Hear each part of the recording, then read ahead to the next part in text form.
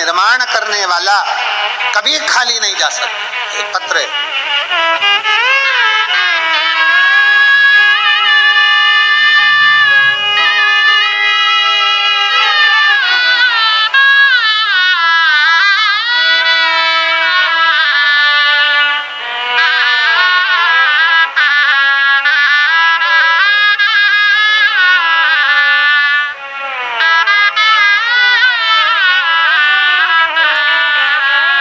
मेरा नाम सारिका जितेंद्र तंबोली, मैं रहवासी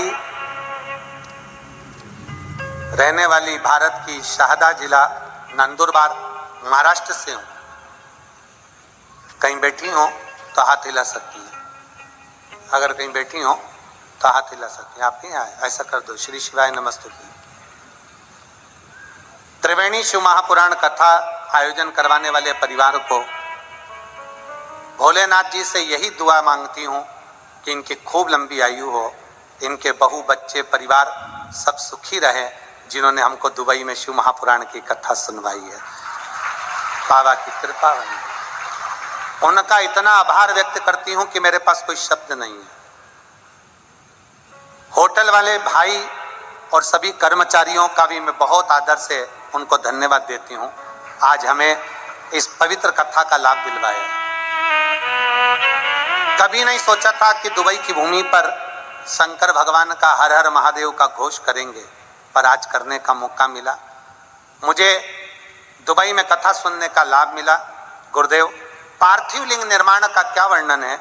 फरवरी 2023 में रुद्राक्ष महोत्सव सीहोर में शामिल होने के लिए इच्छा थी। उस समय मेरी दीदी के साथ निकली थी। सर्वप्रथम ओमकारेश्वर में आए, वहां पर दर्शन करने के बाद हम उज्जैन अवंतिका नगरी गए। महाकाल बाबा का दर्शन कर फिर हम सीहोर पहुंचे। सीहोर पहुंचने पर वहां हमारा इतना मन लग गया कि वहां रुके।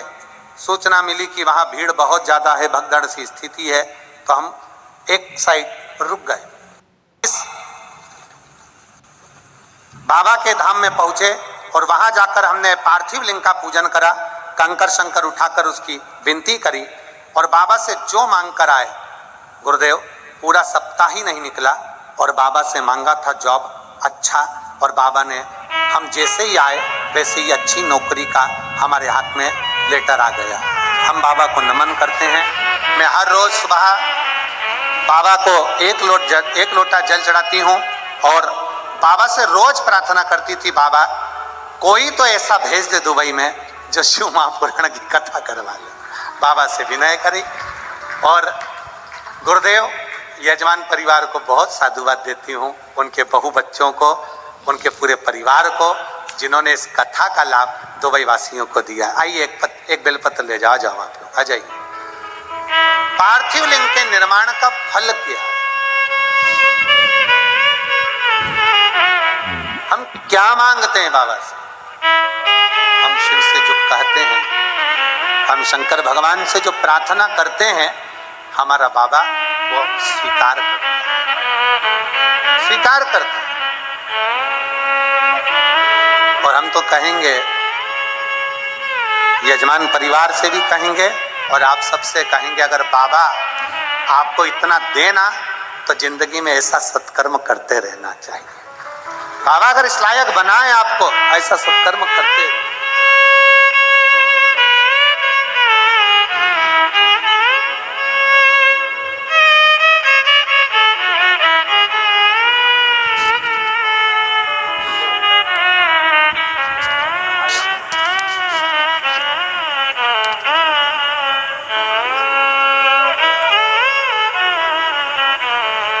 तेरा ही दिया मैंने खाया पिया, तेरा शुक्रिया है, तेरा शुक्रिया है।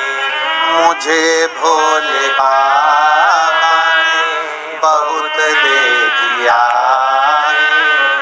तेरा शुक्रिया है, तेरा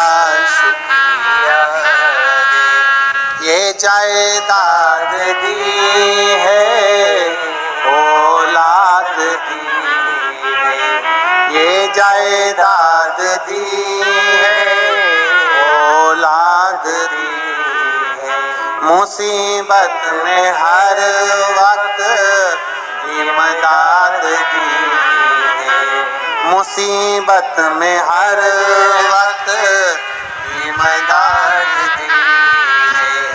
तेरा ही दिया मैंने खाया पिया है, तेरा ही दिया मैंने खाया पिया है, तेरा शुक्रिया है, तेरा शुक्रिया है। मुझे भोले बाबा ने बहुत दे दिया है, तेरा शुक्रिया है, तेरा शुक्रिया। बस उसको साधुता देते, शुक्राना और मुस्कुराना दोनों जरूरी है। धन्यवाद देते रहो और जिंदगी में मुस्कुराते, धन्यवाद भी दो और मुस्कुराओ भी। ऐसा भगोने जैसा मुंह लेकर कभी मत रहो, भगोने जैसा। कई लोगों की आदत रहती है, पार्टी में भी जाएंगे तो ऐसे रहेंगे जैसे मुसद्दी लाल, मुंह उतरा हुआ, इतने टेंशन में दिखेंगे कि लगता है पार्टी में आए का इतना पसंद।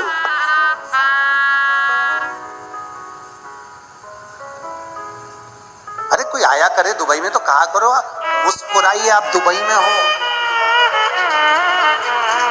प्रसन्न हो। अब हम कहे आपको मुस्कुराइए, आप शिव पुराण में हो, है? ये प्रसन्नता होना चाहिए। ऐसे राम ऐसे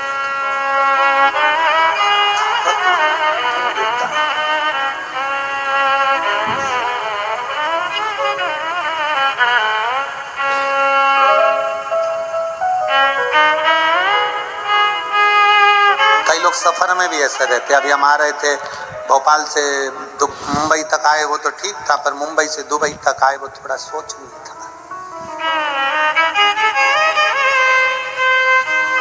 बैठे थे एक भाई, 3 बार बेचारी जीजी आई पूछने के लिए जीजा से कि हम क्या लाएं तुम्हारे। 3 बार जीजी आई और जीजा से पूछा हम तुम्हारे लिए क्या ला। महाराज जी वो जीजा एक जैसा ही था, टाई भी पहना था, कोट भी पहना।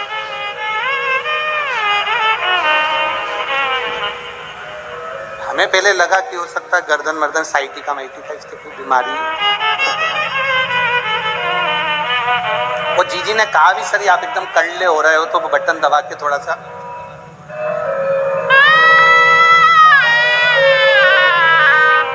पूरा मुंबई से दुबई आ गया, वो एक जैसा ही था, एक जैसा।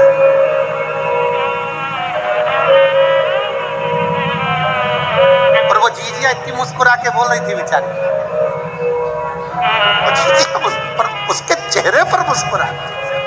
अरे मुस्कुराइए, जुआ कभी मुस्कुराता है? झिंगुर, चींटी, कीड़ा, इल्ली, काकरोच, कुत्ता मुस्कुराएगा? मुस्कुराहट तो केवल मेरे भोले बाबा ने मनुष्य को दी है कि मुस्कुराए। मुस्कुराहट केवल मनुष्य को दी, बाकी किसी को नहीं, किसी को भी। कभी मच्छर को पकड़ के कहना मुस्कुरा, मुस्कुराए, मुस्कुराए। मुस्कुराहट केवल मनुष्य को दी। शिव कथा कर रही है, भगवान शंकर का चरित्र कर रहा है। भगवान कृष्ण ने कह दिया अर्जुन जाओ और एक पार्थिव शिवलिंग का पूजन करो, पार्थिव शिवलिंग का निर्माण करो। पार्थिव लिंग का निर्माण करिए।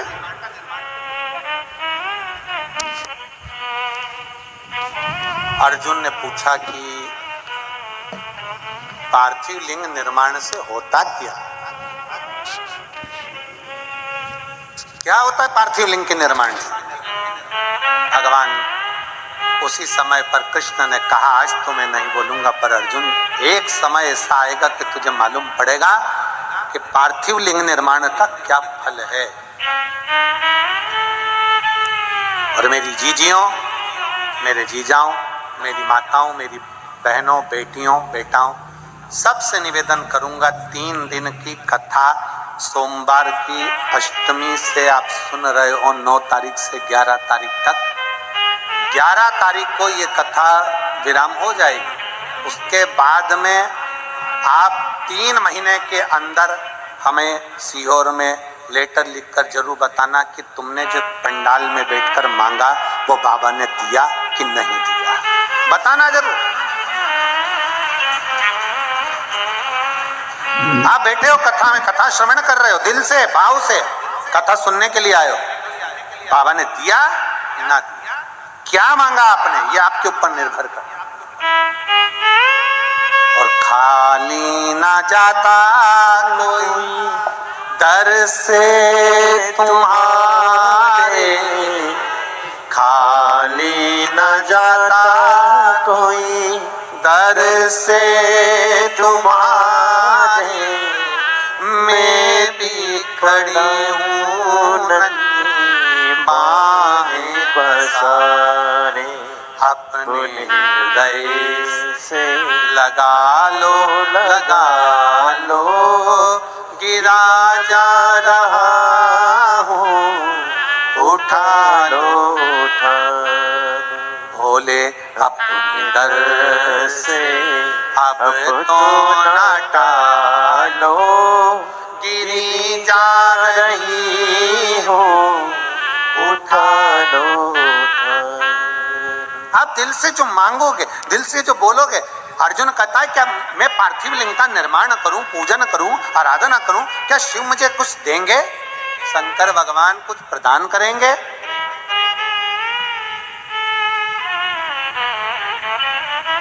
भगवान कृष्ण कहते हैं देवता देते हैं पल्ला झाड़ कर, और महादेव देता है छप्पर। उसके खजाने में कोई कमी है ही नहीं। क्या कमी होगी उसके खजाने में, जरा विचार करिए।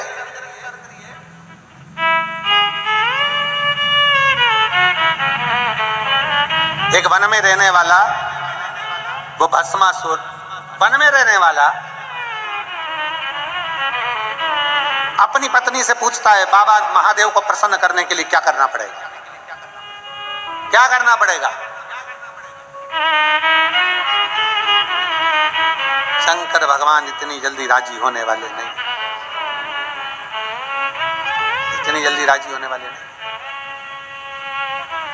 काय से राजी होंगे? घोर तप करा, घोर तप, इतना तप करा उस भस्मासुर ने। शंकर भगवान प्रकट होकर मांगे तुझे क्या चाहिए, मांग।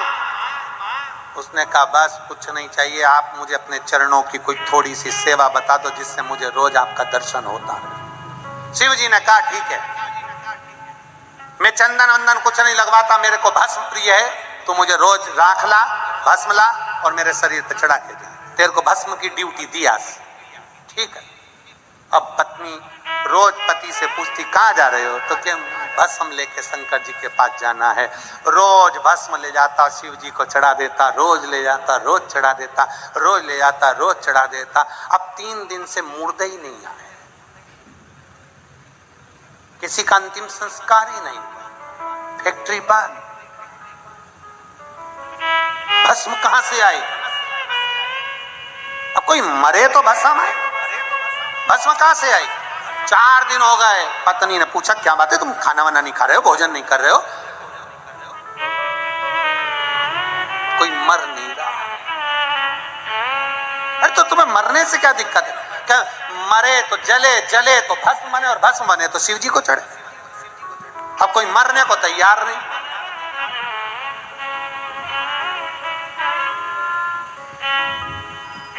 पत्नी बोली कब तक दूसरों के मरने का इंतजार करोगे, अपनी खुद की कंपनी चालू करो ना, अपनी खुद की फैक्ट्री चालू करो। पति ने पूछा कैसे? शंकर भगवान का तप करो, वर मांगो, कि जिस पे हाथ रखूं वही भस्म, खुद की कंपनी, जिस पे रखोगे भस्म ले जाके चढ़ा देना भोलेनाथ को। वाह वाह वाह, पत्नी ने क्या सुंदर विचार कहे, कितनी सुंदर राय दी। पति खुश हो गया, तेरे बराबर मेरे लिए कोई नहीं सोच सकता। पर पत्नी में इतनी अकल नहीं थी, एक आध दिन तेरे को गले लगा लिया तो तू भी बस, इतनी अकल। अरे मांगो शंकर जी से, शंकर जी का तप करा, बाबा वर दीजिए। बाबा ने पूछा कौन सा वर? जिस पे हाथ रखूं वही भस्म। शंकर जी भी अलमस्त में बैठे हुए थे, इसको देखकर वर भी दे दिया।